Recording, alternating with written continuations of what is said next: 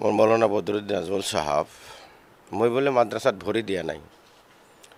মই থিয় দি পেচাব কৰোঁ তে ইংগিতত দেখাইছে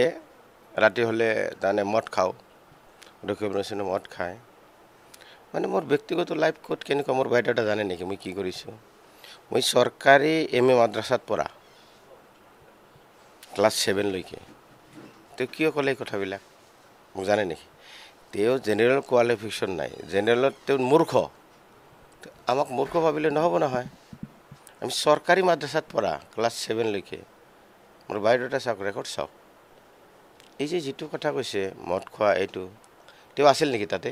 যেতিয়া মদ খায় আমি যেতিয়া মদ খাওঁতে থাকে নেকি ওচৰত এইবিলাক কথা ইয়াতকৈ যে আগবাঢ়ি নাযায় মানে ৱাৰ্ণিং দিছোঁ তেওঁক কেছ কৰিব খুজিছিলোঁ কিন্তু কেছটো নকৰোঁ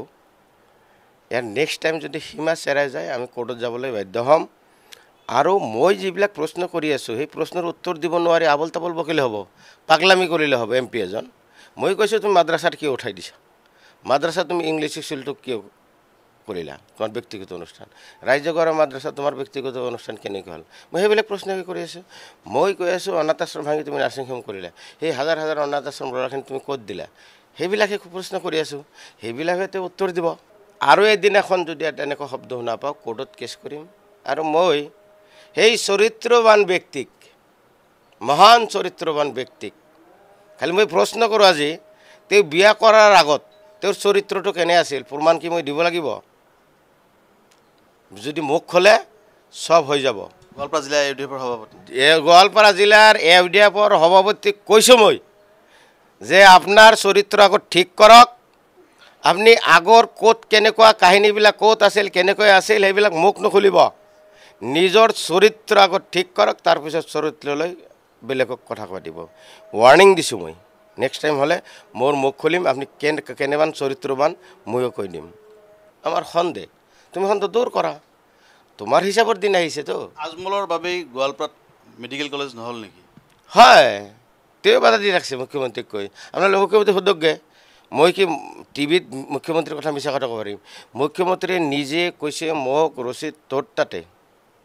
মই ডিচেম্বৰৰ ভিতৰত গৈ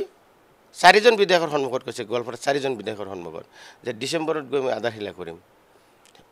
সেই ডিচেম্বৰ গ'ল আৰু এটা ডিচেম্বৰ গ'ল নহ'ল তেওঁতো মানা কৰিছে তেওঁ নাৰ্ছিং হোম নচলিবৰ কাৰণে অনাথ আশ্ৰম ভাঙি যিটো নাৰ্ছিং হোম খুলিছে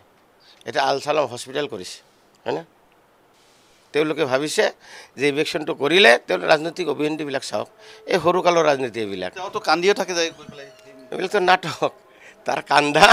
সব বুজি পাইছে এইবিলাক কান্দা সব বুজি পাইছে এইবিলাক সব নাটক উল্টা ধৰত পৰিছে আৰু মই আজি টিভিত কৈ গ'লোঁ গোৱালপাৰা কাৰবালাৰ ৰাইজে কৰা মাদ্ৰাছা তেওঁৰ MP যাব ৰাইজৰ সম্পত্তি ৰাইজক ঘূৰাই দিব লাগিব মানে যিটো সীমা চেৰাই গৈছে আৰু আগবাঢ়িবলৈ এই আপোনালোকৰ জৰিয়তে